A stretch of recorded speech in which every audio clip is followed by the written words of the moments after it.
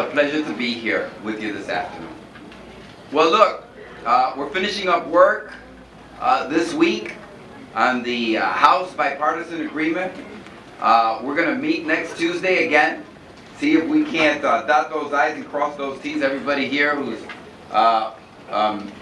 has negotiated a collective bargaining agreement, we got to make sure we look at all the shalls that are in the contract, as Eliseo always tells me. But I am very optimistic. Many of you saw Leader Pelosi. She came to Chicago. She was here on Wednesday. The president was here. The leader said she expects a proposal to come out of the House, a bill, and she says she's optimistic that it could get signed by September. So take that. Former President Bush spoke just yesterday. He said do it because it's the right thing to do. That's encouraging news.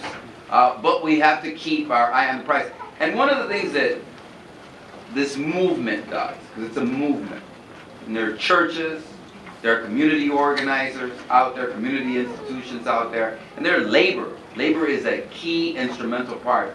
Is that nothing happens inside of Washington, D.C. without a consistent and persistent demand from outside of Washington, D.C. And that has to happen all the way until you have the Rose Garden ceremony in which the President of the United States, Barack Obama, signs the Comprehensive Immigration Bill. So we had a really good step.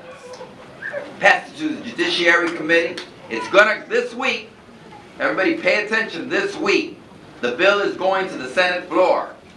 And Harry Reid and the leadership are going to give it the whole month, as much time as it needs, to get through the Senate. My hope is that while that's going on in the Senate, the House of Representatives, where Republicans are in charge, different than the Senate, we will also be able to make and get the Republican leadership behind the proposal.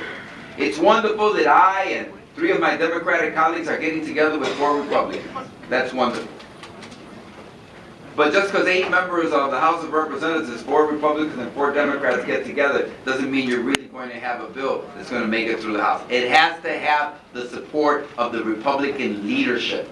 They have to put their stamp of approval and say they're going to give it time in the Judiciary Committee, that they're going to protect it when it comes to the House floor.